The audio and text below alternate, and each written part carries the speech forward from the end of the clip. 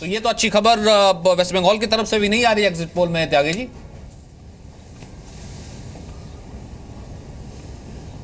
देखिए, राजनीति में दो चीजें होती हैं। जो राजनीतिक लोग बाग होते हैं वो मानते हैं इस बात को कि जीत पे इठलाया नहीं जाता, हार पे हताश नहीं हुआ जाता, और सियासत में हार जीत चलती रहती है, पहली बात।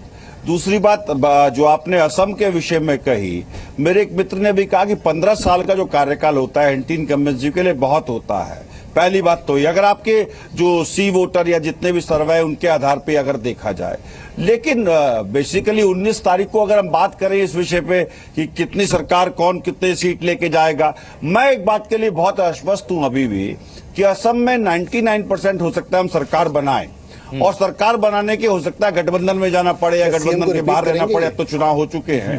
लेकिन जो केरल के विषय में आप कह रहे हैं, केरल में देखिए, एक बार एलडीएफ आता है, एक बार यूडीएफ आता है। केरल का जो वोटिंग ट्रेंड रहता है इसी तरह से रहता है।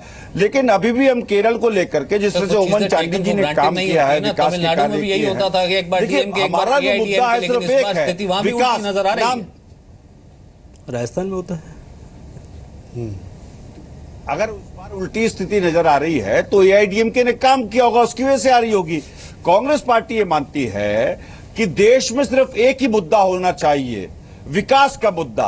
कौन पार्टी डिलीवर कर सकती है? अगर आप मोदी जी के 2014 के चुनाव प्रचार को देखेंगे और चुनाव प्रचार के बाद जो राज्यों की स्थिति है, विभिन्न राज्यों में चुनाव हुए, तो 2014 में जैसे कि हरियाणा हुआ, महाराष्ट्र हुआ, दिल्ली हुआ, झारखंड हुआ, जम्मू कश्मीर हुआ, इन राज्यों में जो 2014 में चुनाव में वोट मिले भारतीय जनता पार्टी को, उससे वोट घटने का काम हुआ विधानसभा के चुनाव में इन राज्यों में।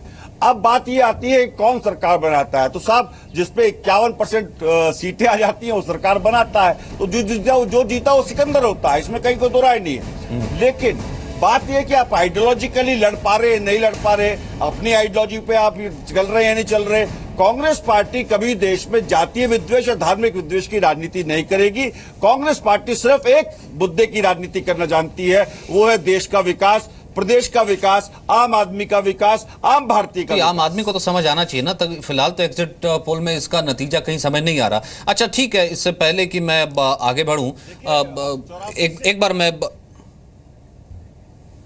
जी इस वक्त पश्चिम बंगाल का सर्वे एक और, यानी कि एग्जिट पोल एक और पश्चिम बंगाल का आया है, जिसमें लेफ्ट को 38 से 51 सीटों पर समेटा जा रहा है, लेफ्ट प्लस को, यानी कि कांग्रेस और लेफ्ट को, और इसमें बड़े मार्जिन से टीएमसी की वापसी दिख रही है 233 से 253 सीटों के साथ। आज तक एक्सिस का ये इस वक्त एग्जिट पोल है जिसमें बड़े मार्जिन के साथ टीएमसी वापस आ रही है। संतोष, इतना एक्सपेक्ट किया था, इतना बड़ा मार्जिन? बिल्कुल, ये एक हम चुनाव के दौरान भी, कैंपेन के दौरान भी हम बात करते हैं कि कैडर नाराज है।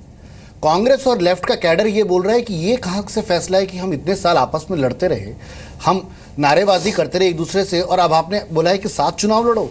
तो कहीं ऐसा तो नहीं, ये जो एग्जिट पोल जो बता रहा है कि कैडर ने वोट ही नहीं किया, तो ऐसे में टीएमसी को क्लियर एडवांटेज है कि पूरा ग्राउंड खाली है। और बीजेपी जहां तक है, बीजेपी ने असम पे पूरा फोकस किया, वेस्ट बंगाल और बाकी स्टेट्स पे तो अपना प्रेजेंस फील करने के लिए उन्होंने चुनाव लड़ा। तो ऐसे में हो सकता है कि जो पूरा एक्सपेरिमेंट है कांग्रेस और लेफ्ट का साथ में आना, ये पूरा का पूरा will fall on the face, and it will fall on the face of the leadership, क्योंकि सीताराम येचुरी जनरल सेक्रेटरी बने हैं और एक नई सोच के साथ में पार्टी को आगे ले जाने की बात कर रहे हैं, और एक नई सोच ये है कि कांग्रेस से हाथ मिला लो। नहीं, फिर आप दूसरे तरीके से भी देखिए ना, वहां पे भी तो राहुल गांधी इंतजार कर रहे हैं, तो ये डिबेट जो होगा फिर उसके बाद कांग्रेस के प्रेसिडेंट बनने का इंतजार कर रहे हैं। बिल्कुल, तो कहीं ना कहीं उनकी भी बहुत बड़ी सम्मति रही होगी इस गठबंधन में और हाथ जोड़ने में। कलकत्ता से सोनिया गांधी प्रेसिडेंट बनी थी। बिल्कुल, तो ये जो दौड़ है राहुल गांधी की, वो रुक सकती है इस पूरे रिजल्ट से, अगर ये रिजल्ट सही रहा। और सीताराम येचुरी की जो पूरी पार्टी में जो पैठ है वो भी कम हो सकती है,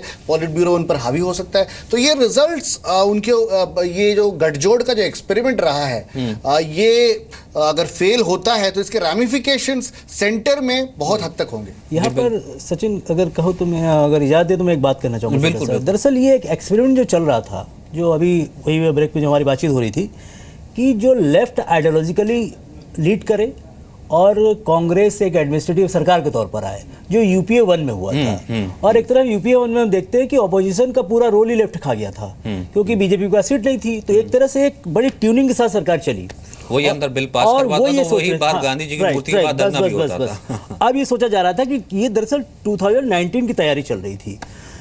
मुझे इसमें बहुत बड़ा संकेत दिखाई दे रहा है। बहुत जल्दबाजी होगी कह पाना, लेकिन एक प्रयोग इन्होंने करके देखा, जो इनके राजनीतिक रणनीतिकार हैं, उन्होंने ये प्रयोग करके देखा क्या ये जेएनयू कैंपस से लेके हम लगातार हम देख रहे हैं कि आइडियोलॉजी के लेवल पे जो है अटैक कोई कर रहा है, और जो सड़क पे मूवमेंट खड़ा हो रहा है, जो प्रधानमंत्री मूवमेंट अटैक हो रहा है, ये जो भी बीजेपी पे अटैक हो रहा है, संघ पे अटैक हो रहा है, वो कांग्रेस उस खेमे को संभाल रही है। और लगातार आइडियोलॉजी के लेवल पर हम देखते हैं कि लेफ्ट पीछे से बैकअप दे रहा है। तो ये पूरा जो यूपीए 1 का जो एक एक्सपेरिमेंट हुआ वहां पर, वो मुझे लगता है कि वहां के बंगाल के लोगों ने ये समझ लिया, ये खारिज कर दिया। मैं सोमनाथ सिंह रॉय के पास एक बार जाता हूं। सोमनाथ सिंह रॉय, अगर आप मुझे सुन पा रहे हैं, माफी चाहता हूं आपके पास देरी से आया, क्योंकि बीच में असम के कुछ नतीजे आ गए थे।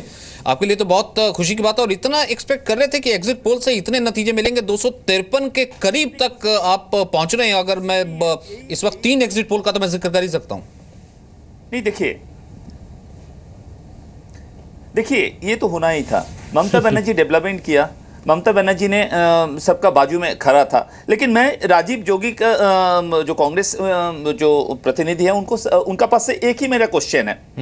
सीपीएम का हिसाब से राहुल गांधी चोरों का बेटा है, सीपीएम के हिसाब से सोनिया गांधी डाइन का बहू है।